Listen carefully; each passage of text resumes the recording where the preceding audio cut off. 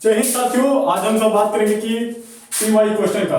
क्योंकि हम सब कोई भी एग्जाम का तैयारी करते हैं तो उसमें पीवाई क्वेश्चन का बहुत महत्व होता है। क्योंकि हम सब सिलेबस तो कंप्लीट कर लेते हैं, हमारे पास बहुत सारा कंटेंट होता है, लेकिन जब हम पीवाई क्वेश्चन जब नहीं लगाते हैं तो हमारा सिलेक्शन कहीं ना कहीं या हमारा अच्छा रैंक या बहुत सारे ऐसे सिलेबस के थ्रू नहीं रुक जाता है। ठीक, तो हम सब पीवाई क्वेश्चन पर आज सब ढंग से बात करेंगे और पीवाई क्वेश्चन कितना महत्वपूर्ण है हमारे कोई भी मतलब एग्जाम निकालने के लिए या कोई भी एग्जाम पास करने के लिए, तो आज ठीक से बात करेंगे। ठीक,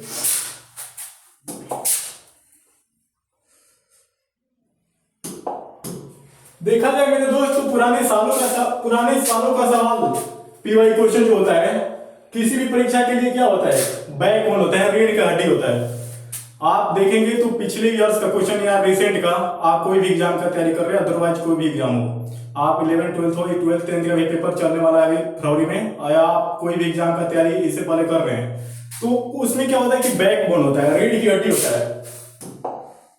जितना हमारा रीढ़ की शरीर के लिए मजबूत होती है वही पीवाई क्वेश्चन या पेपर के लिए होता है। ठीक, इसमें क्या होता है कि जब हम पीवाई क्वेश्चन की प्रैक्टिस किए बिना सिलेक्शन को उम्मीद नहीं कर सकते हैं। आप किसी भी एग्जाम को तैयारी कर रहे हैं, मैं एग्जाम को हम सब फोकस नहीं कर रहे हैं, आप किसी भी एग्जाम की तैयारी कर रहे हैं तो उसमें पीवाई क्वेश्चन का बहुत महत्व होता है। जब तक आप उसको नहीं प्रैक्टिस करेंगे तो आप किसी भी सिलेक्शन का मतलब किसी भी एग्जाम में सिलेक्शन का उम्मीद ही नहीं कर सकते हैं। तो पीवाई क्वेश्चन का प्रैक्टिस करना हम सबको बेहद जरूरी है। ठीक, आगे थोड़ा आसपास समझते हैं हम सब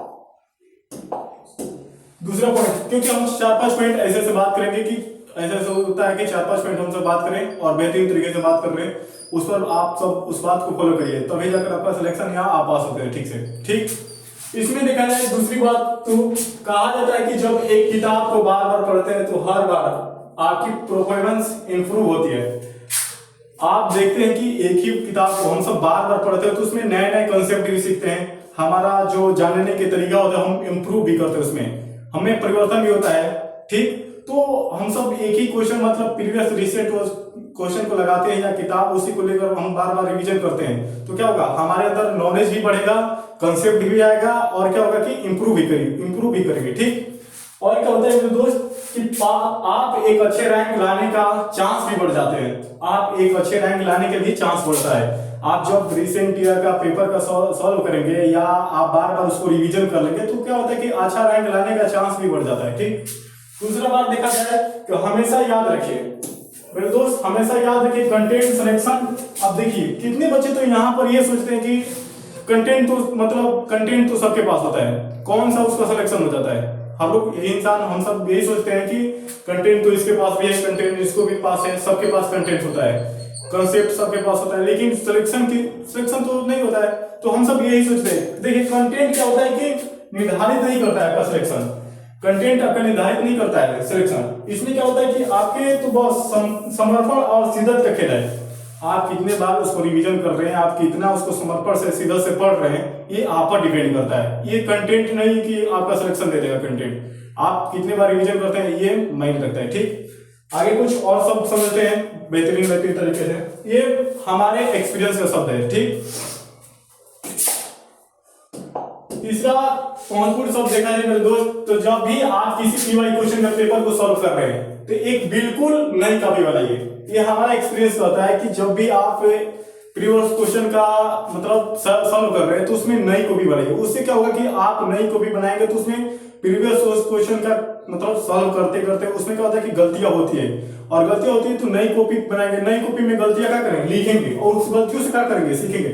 आजकल तो दोस्त मेरे कहा जाता है कि मतलब कि गलतियों से सीखना, आजकल तो अपनी गलतियां कोई सुनना नहीं चाहता है। तो हमको क्या करना है कि प्रीवियस क्वेश्चन को जब हमको सॉल्व करना है तो उसमें एक नई कॉपी बनाना है। नई कॉपी में क्या होता है कि नई कॉपी को मैं सॉल्व मतलब क्वेश्चन को सॉल्व करते करते क्या होता है नई गलती आती है, तो उस गलती को उसमें लिखना है। ठीक, और गलती को कुछ अपने नए कंसेप्ट भी हम सीखे, जब नई गलती है तो नए कंसेप्ट भी सीखे। और उसमें देखिए हम लोग का क्या करना है, एनालाइज, हम सबको एनालाइज भी करना है। बिना एनालाइज किए हम सबका मेहनत क्या है, व्यर्थ है।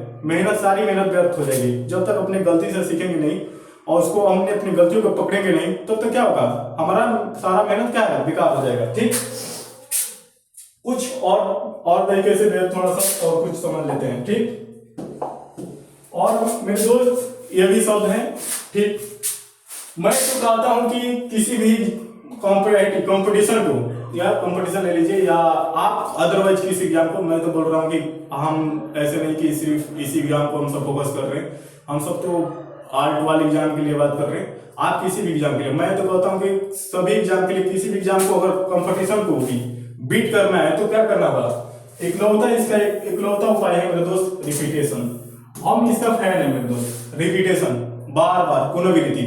आप देखते हैं अपनी माँ के चेहरा, मैं एक फॉर एग्जाम्पल हम सब लेते हैं, माँ बाप का चेहरा देखते हैं, और मेरे दोस्त अगर हम सब साल भर बाद भी देखते हैं ना, तो अपना माँ बाप का चेहरा पहचान जाते हैं, क्योंकि हम सब बार बार उनको देख रहे हैं, रिपीटेशन कर रहे हैं, सुबह शाम बचपन से देखते हुए आ रहे हैं। अगर हम सबको भी कोई भी कंपटीशन का अगर बीट करना है तो पुनरावृत्ति करना, यानी बार बार रिपीटेशन करना पड़ेगा, रिवाइज करना पड़ेगा, और बार बार हम पुनरावृत्ति करते हैं, बार बार देखते हैं उसको, तो क्या करते हैं कि हम सब उसको भूल नहीं पाएंगे, तो आप कोई भी एग्जाम में बीट कर पाएंगे। ठीक, तो यहाँ पर कोई भी एग्जाम को, कंपटीशन को बीट करना होता है, इकलौता है रिपीटेशन, बार बार पुनरावृत्ति करना, इसमें कोई संदेह नहीं है मेरे दोस्त, इसमें कोई संदेह नहीं है कि आप नहीं निकाल पाएंगे। ठीक, और इसी के साथ आज हम सब वीडियो को बहुत कुछ समझे, इस बात को फॉलो करिएगा, और आज इसी के साथ अपने यही क्लास को बंद करते हैं। इसी के साथ जय हिंद, जय भारत।